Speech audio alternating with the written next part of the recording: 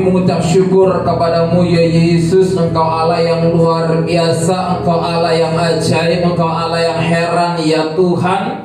Kasih-Mu yang begitu indah, Kasih-Mu yang luar biasa, Kasih-Mu yang tidak pernah habis-habisnya, baru kami nikmati setiap saat, setiap waktu. Terima kasih ya Tuhan. Sebentar kami akan dia mendengarkan suara hati-Mu. Sembunyikan hamba-Mu di belakang kayu salib-Mu. Ketika firman ditaburkan, ada kuasa Tuhan yang begitu dahsyat. Ada kesembuhan terjadi dalam nama Yesus Kristus. Ada pertobatan terjadi. Terima kasih ya Tuhan. Yang percaya katakan amin.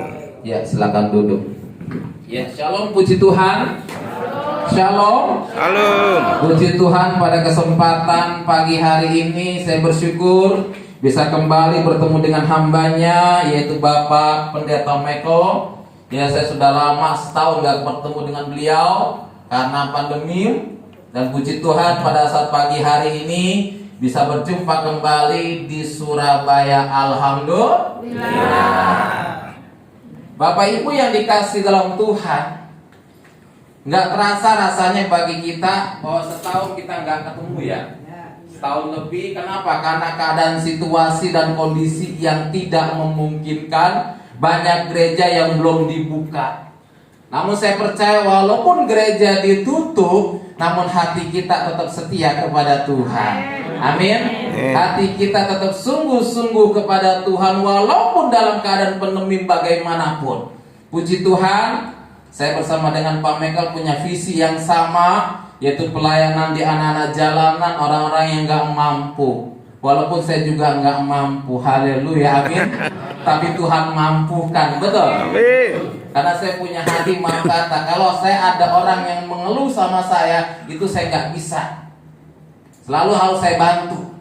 Pernah ada murtadin bertobat, datang ke rumah. Ya, murtadin ini dari Sumedang. Beliau datang ke rumah, beliau konsultasi sama saya, nginep di rumah. Akhirnya Pak pulang saya kasih 500.000.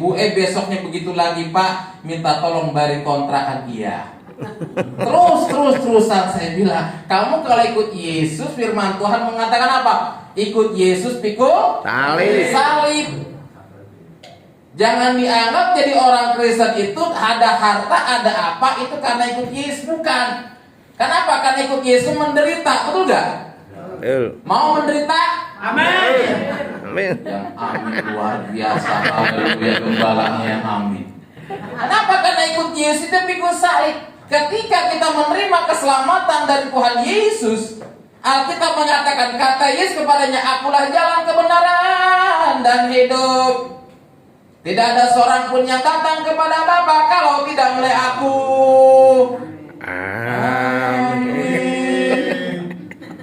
Nah, ketika kita menerima keselamatan yang Tuhan berikan dalam setiap pribadi kita, hakikatnya keselamatan luar biasa Tuhan berikan. Namun kita harus pikul salib, siap menderita ikut Yesus, mengalami berbagai persoalan, mengalami berbagai masalah ketika kita ikut Yesus. Kenapa penderitaan Yesus di kayu salib itu luar biasa? Dia mengorbankan darah dan nyawanya untuk siapa? Kalau saudara bisa jawab, silakan pulang sekarang. Yesus, saudaraku yang dikasih dalam Tuhan, dia siap menderita untuk kita. Dan kita siap gak menderita buat Yesus? Kok yang amin cuma 1-2? Siapa kita menderita buat Yesus? Amin. Kalau seandainya mama kata, ya, kita tiba-tiba ibadah pulang tiba-tiba diserbu sama yang pakai jenggotan, gimana? Puji Tuhan. Haleluya. Kita katakan coba. Tetap Yesus apa? Berpaling? Tidak. Sebab apa? Sebab pengalaman saya dulu, waktu saya pelayanan di daerah Lampung, maaf kata, ada seorang hamba Tuhan, Pak Pendeta, saya nggak mau berani mati loh. Karena saya pelayanan dengan misi sama dengan Pak Mekel. Tapi saya juga misi saya pelayanan ke pondok pesantren yang melayani jiwa-jiwa yang belum diselamatkan. Kenapa? Karena firman Tuhan mengatakan pergi jadikan semua bangsa muridku. Firman Tuhan harus sampai kepada siapapun juga. Pergi jadikan semua bangsa muridku. Dan baptislah mereka dalam nama Bapa, Putra, dan Roh Kudus. Visi dan visi yang harus kita sampaikan. Supaya apa? Supaya mereka mengenal keselamatan. Betul gak? Sekarang saya tanya, yang hadir di tempat ini di gereja GBI apa? Dupa Surabaya ya? GBI ya, di Jalan Dupa Surabaya. Yang hadir pada saat kesempatan pagi hari ini yang digembalakan oleh hambanya Pak Michael, saya mau tanya, jika Anda saat ini sudah terima Yesus, saudara, mengalami kesulitan yang luar biasa, mengalami masalah yang luar biasa, kira-kira apa yang harus Anda lakukan ketika ada tawaran untuk menggadaikan iman saudara? Dengan uang yang begitu luar biasa, ayo. Yang benar. Hah? Karena saya pengalaman. Ketika saya masuk YouTube, saudara, masuk di channel Pak Yusuf Manubulu, orang tawarin saya ratusan juta untuk pindah agama. Orang telepon tanya sama Pak Yusuf Manubulu, Pak, saya minta nomor WA-nya Pendeta Yusuf Muhammad Yasin. Dikasih sama Pak Yusuf Manubulu. Ternyata keluarga saya sendiri dari Bogor. Saya suruh pindah agama, dikasih ratusan juta. Apa saya bilang? Saya tidak butuh harta. Walaupun uang ratusan juta yang saya terima, saya nggak mau. Lebih baik hidup susah bersama dengan Yesus. Yang penting ada jaminan keselamatan. Amin. Ditawarin. Terus saya bilang sama istri saya, ya kita doa aja lah. Pak Michael tahu sendiri keadaan rumah saya sekarang, puji Tuhan. Saya masuk YouTube, ada orang datang ke rumah, dia lihat rumah saya, kok rumahnya kok pintunya reot, Pak? Ya begini hamba Tuhan. Puji Tuhan, dibangunkan rumah saudara, direnovasi, puji Tuhan. Saya pelayanan ke anak-anak jalanan pakai sepeda motor, pakai mobil butut saudara. Pak Michael tahu mobil saya apa namanya, Zebra tahun 90. Iya. Lagi pelayanan hujan-hujan, istri saya dorong mobil sendiri saudara. Mati di tengah jalan, tolong mah dorong. Lagi pelayanan bawa makanan ke anak-anak jalanan, mati. Tiba-tiba ada orang posting, saya dalam perjalanan pelayan ke Pemulung diposting sama dia. Dia lihat sepanjang perjalanan saya. Mau pulang, mobil saya juga mati, mogok saudara. Didorong lagi sama istri saya, hidup lagi. Orang ini ngikutin dari belakang. Tiba-tiba sampailah saya rumah di mobil udah. Sampai saya istirahat baru berapa menit, orang itu bilang, masuklah ke rumah saya. Salam. Salam Pak, iya salam. Ya ini Pak Yosua ya? Iya. Tadi saya ngikutin Bapak, pelayanan anak-anak jalanan, Bapak bawa mobil, mogok berapa kali saya liatin, saya posting dia. Bapak siapa? Ya saya pokoknya Bapak gak usah kenal saya lah, gak usah tahu nama saya. Nah, saya kemari bawa 2 mobil Pak. Maksudnya apa Pak? Bawa 2 mobil? Ya saya tahu Bapak bawa 2 mobil, saya bilang saya nggak tanya kan? Ya udah Pak, saya ingin memberkati Bapak. Ini ada Xenia tahun 2011. Lah saya pikir kan beli, aduh saya maaf Pak, saya jujur saya nggak ada uang, saya bilang. Saya nggak ada uang Pak untuk beli mobil ini. Enggak Pak, Bapak nggak usah beli. Ini buat Bapak ambil, ini STNK dan BPKB, puji Tuhan, amin. Bayangin itu ketika kita memberi buat Tuhan, haleluya, amin. Makanya jangan pelit-pelit kita sama Tuhan, betul gak? Langsung saya meneteskan air mata, mah lihat mah. Kita berjuang pelayanan ke pemulung, ke anak jalanan, ke tukang beca, bagi-bagi berkat dia. Mobil kita Tuhan kasih Xenia, alhamdulillah. Haleluya. Yang lama saya jual saudara. Terus saya bilang sama Tuhan, Tuhan laku 12 juta. Nah Tuhan ini uangnya buat apa? Nah ada anak-anak tukang becak, ada 8 orang yang belum nembus ijazah. Saya tanya sama mereka, berapa jumlah uang ijazahmu? Ada yang 1 juta, ada yang 2 juta. Istri saya bilang, Pak, uang mobil kasih buat tebus ijazah mereka. Puji Tuhan. Saya tebuslah ijazah mereka. Ada orang janji ke Israel kagak jadi, saudara. Kenapa? Karena pandemi, saudara. Pak, tidak jadi ke Israel ya Pak. Tahan dulu. Kenapa? Karena pandemi. Kemarin mau berangkat kagak jadi lagi karena perang, saudara. Jadi sampai sekarang belum jadi. Haleluya, amin. Mau berangkat perang, takut saya mati. Haleluya. Orang janji berangkat Israel nggak jadi. Kemarin mau berangkat, udah buat paspor, udah apa, nggak jadi pandemi. Sekarang mau berangkat nggak jadi lagi, ada perang di Israel. Ya sudahlah, nggak jadi lagi. Dalam hati saya mudah-mudahan aja jadi terus. Haleluya, amin. Saudara yang dikasih dalam Tuhan. Jadi kita bersyukur kepada Tuhan di pagi hari ini. Tuhan masih memberikan kesempatan yang luar biasa kepada kita. Kita bisa beribadah dalam keadaan apapun, saudara. Kita harus tetap setia kepada Tuhan. Amin. Dalam keadaan pandemi apapun, mungkin kita tidak bisa beribadah di gereja, namun kita bisa buat mesbah doa keluarga. Betul nggak? Mungkin kita nggak bisa berkumpul dengan gembala.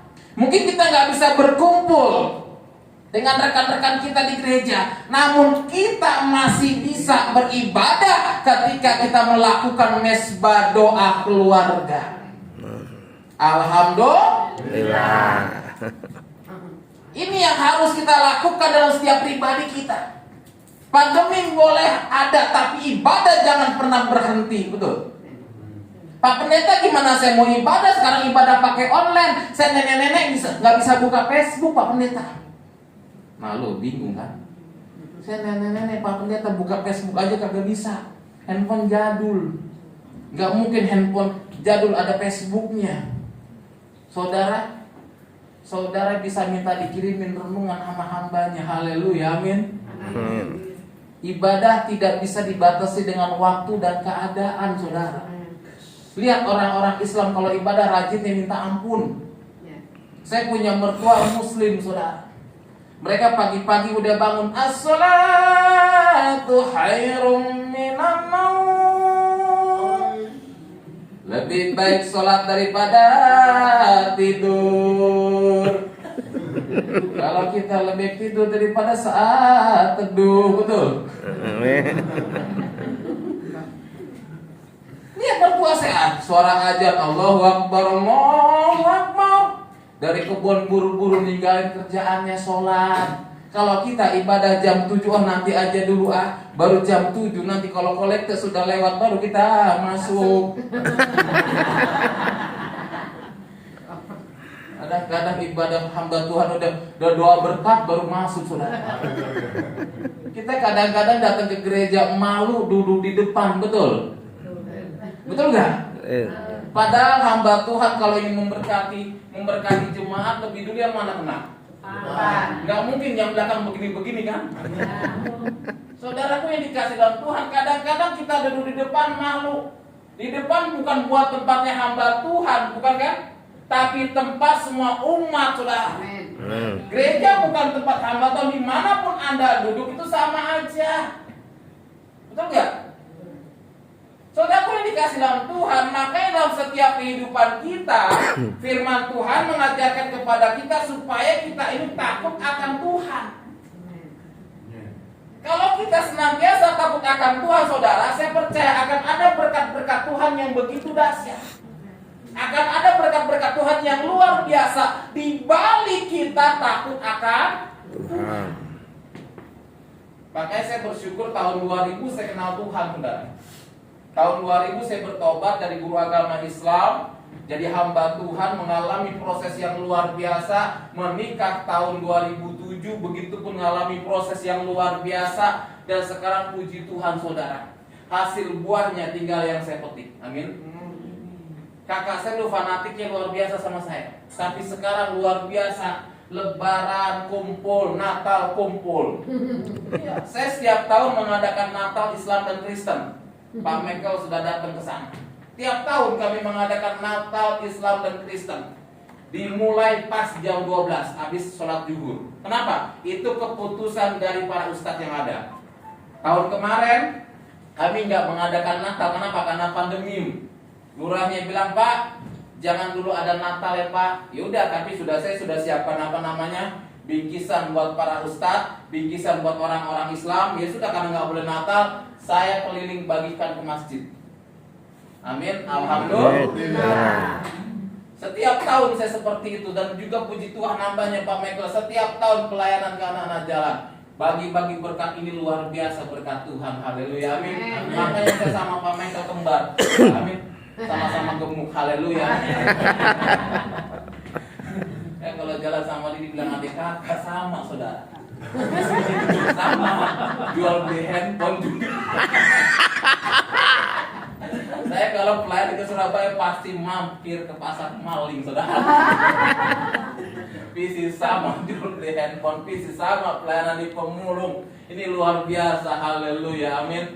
Dan gereja saya bilang, Pak Yuswa dananya dari mana setiap pelayanan ngasih-ngasih berkat kepada pemulung? Saya bilang, saya punya BCA, Yeremia 33 ayat 3. Apa itu nomor PIN-nya? Nomor PIN BCA saya Yeremia 33 ayat 3, apa bunyinya? Berserulah kepadaku, maka aku akan menjawab. Yeremia 33 ayat 3, coba dibuka. Itu PIN saya. PIN BCA saya, kalau saudara ingin tanya nomor rekening saya itu dia. Yeremia 33 ayat 3, berserulah kepadaku, maka aku akan menjawab engkau dan itu akan Pak saya bilang. Ketika saya berdoa kepada Tuhan, minggu besok saya pelayanan di pemulung, saya bilang Tuhan luar biasa. Dia lihat postingan saya, ada seorang pengusaha, bahkan setiap 2 minggu sekali dia kirim beras ukuran 5 kilo. Sebanyak apa? Sebanyak 20 kantong, saudara. Dan kami bagikan, sampai kayak sendiri gak kebagian. Saya bagikan beras 5 kilo kepada hamba-hamba Tuhan, kepada pemulung, kepada orang yang gak mampu. Sampai saya beri beras buat masak 1 kilo, saudara. Padahal saya punya dikasih. Saya bilang, Pak, sudah saya bagikan dia. Dan begitu pun kemarin ada orang kirim kue 30 kaleng, saudara. Pak, tolong dibagikan ya Pak. Iya, kami bagikan, saya keliling. Malam takbiran saya keliling. Sampai jam berapa? Sampai jam 12 malam saya keliling, saudara. Sendirian. Makanya maaf kata, kadang-kadang saya nggak ada waktu buat istirahat. Istirahat kadang-kadang jam 1, jam 2, jam 5 udah bangun, pergi lagi. Lihat pemulung mana yang sakit, kita doakan. Seperti itu bisnis setiap hari. Tapi puji Tuhan, kemarin saya sempat sakit 1 minggu lebih, saudara. 1 minggu lebih saya periksa dokter, takutnya kena COVID. Saya nggak berani ke rumah sakit. Kenapa? Kalau ke rumah sakit tiba-tiba COVID kan repot.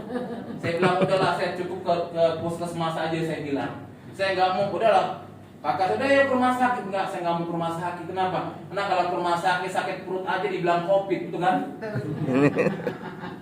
Pusing aja dibilang COVID. Udahlah, saya nggak mau ke rumah sakit. Saya bilang saya berdoa 1 minggu saya terbaring di rumah, nggak bisa ngapa-ngapain, nggak bisa makan. Tapi puji Tuhan, saya bilang Tuhan, saya rindu dengan mereka Tuhan. Kenapa? Karena saya udah punya tempat ibadah para pemulung, saudara. Udah punya tempat, haleluya, amin. Walaupun masih sewa, haleluya, tapi Tuhan dahsyat, amin. Yang terpenting apa dalam setiap kehidupan kita sebagai anak-anak Tuhan, jangan pernah tinggalkan Yesus. Amin. Ini yang terpenting dalam setiap kehidupan kita. Jangan tinggalkan Yesus, saudara. Kita harus tetap setia. Kita harus tetap takut akan Tuhan. Karena firman Tuhan dikatakan berbahagialah orang yang senantiasa takut akan Tuhan.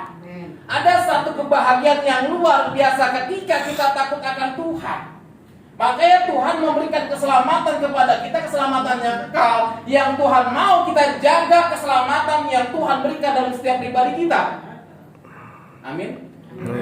Kita jaga keselamatan yang Tuhan berikan dalam setiap pribadi kita. Dengan apa? Dengan kita setia, dengan kita takut akan Tuhan. Orang yang senantiasa takut akan Tuhan, dia tidak akan pernah bimbang dalam menghadapi situasi dan kondisi yang ada. Orang yang senantiasa takut akan Tuhan, dia akan menjaga keselamatan yang ada. Dia tidak akan pernah menggadaikan Yesus. Haleluya.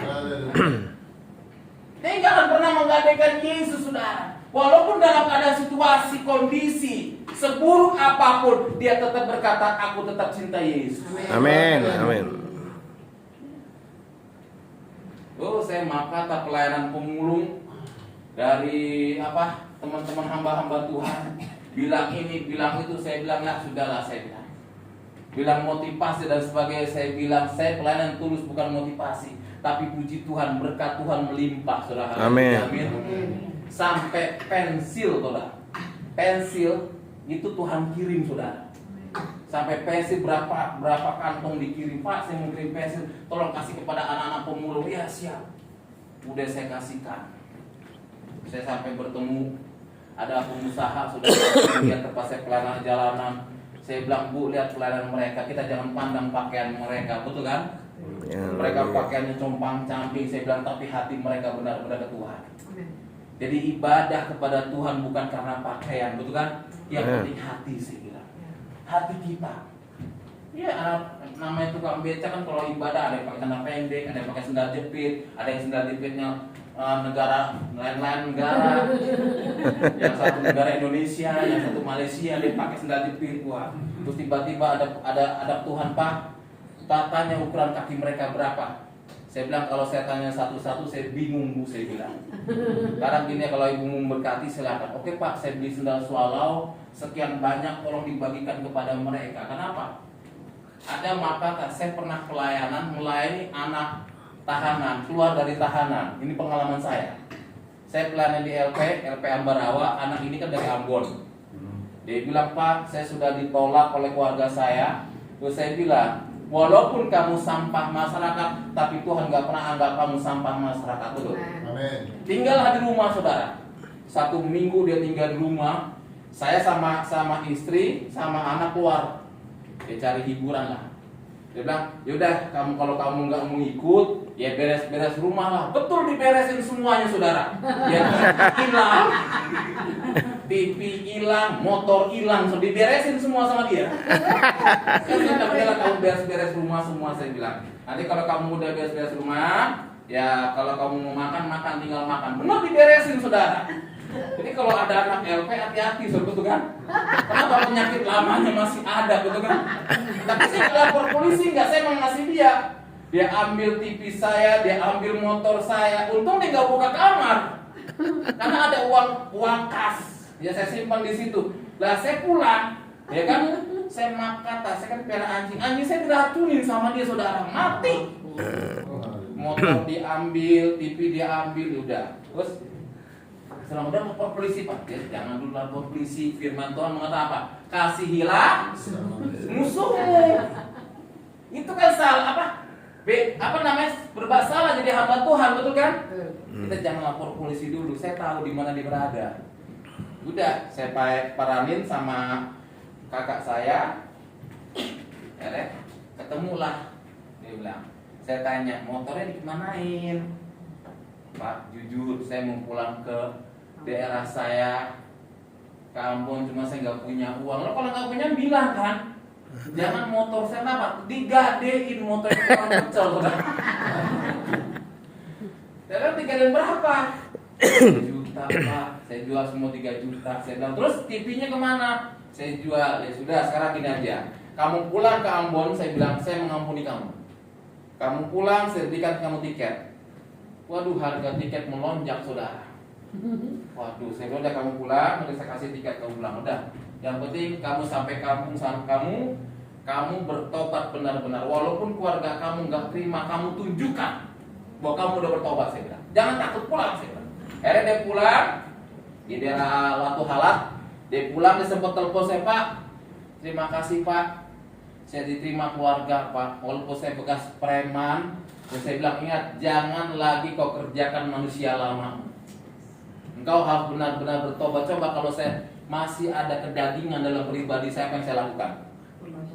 Sudah benar-benar mencuri, saudara, betul kan? tapi saya belajar mengampuni. Haleluya, amin. Tapi di balik itu luar biasa, saudara, ketika kita mengampuni, ketika kita beribadah sungguh-sungguh kepada Tuhan, tapi berkat Tuhan dahsyat, amin. Ini yang harus kita lakukan dalam setiap pribadi kita sebagai anak-anak Tuhan. Yang terpenting dalam pribadi kita, walaupun dalam keadaan apapun, saudara, Tuhan sudah memberikan keselamatan kepada kita. Kita pegang keselamatan erat-erat. Yang terpenting kita tetap setia dan takut akan Tuhan. Amin. Di balik kita takut akan Tuhan, di balik kita setia akan Tuhan, di balik kita sungguh-sungguh akan Tuhan, saya percaya ada kuasa mujizat yang Amin. ada berkat-berkat yang Tuhan siapkan bagi setiap anak-anak Tuhan yang selalu setia kepada Tuhan. Alhamdulillah. Ini yang harus kita lakukan dalam setiap pribadi kita. Walaupun dalam keadaan pandemi yang saat ini ibadah dibatasi, tapi hati kita tidak pernah dibatasi kepada Tuhan. Jangan batasi hati kita kepada Tuhan. Jangan batasi ibadah kita kepada Tuhan. Yang terpenting dalam keadaan apapun, kita tetap setia kepada Tuhan. Amin. Kita tetap sungguh-sungguh kepada Tuhan. Inilah firman Tuhan yang dapat saya sampaikan kepada saudara pada pagi hari ini di gereja hambanya Bapak Pendeta Michael. Setahun lebih saya sudah gak ketemu, dan hari ini ketemu kembali, itu semua karena kemurahan Tuhan. Amin. Kalau ada sumur di ladang, boleh saya menumpang mandi. Kalau ada umur saya panjang, insya Allah berjumpa lagi di gelombang yang sama. Alhamdulillah. Sama-sama kita berdoa bersama-sama. Segala puji, hormat, kemuliaan hanya bagi nama Tuhan Yesus. Terima kasih, Engkau sungguh baik, Engkau teramat baik ya Tuhan Yesus. Engkau memberkati setiap anak-anak Tuhan dimanapun mereka berada. Mereka yang saat ini mengalami sakit penyakit, dalam nama Yesus, ada kesembuhan terjadi. Mereka yang mengalami iman yang lemah, Tuhan berikan kekuatan yang begitu dahsyat. Terima kasih Tuhan, Kau memberkati hamba-Mu Bapak Pendeta Michael yang punya visi yang luar biasa melayani orang-orang yang gak mampu. Mereka anak jalanan, Tuhan memberikan berkat-berkat yang luar biasa kepada keluarganya, istri dan anak-anaknya. Tuhan berikan kesehatan yang luar biasa. Terima kasih ya Tuhan Yesus. Engkau juga memberkati jemaat-Mu di tempat ini ya Bapak. Yang sakit Tuhan sembuhkan. Amin. Yang lemah Tuhan kuatkan. Yang beban berat Tuhan tolong. Terima kasih ya Bapak. Damai sejahtera sukacita Tuhan melimpah atas hidup kami semua di dalam nama Tuhan Yesus. Haleluya. Amin. Amin. Yesus memberkati kita semua. Amin.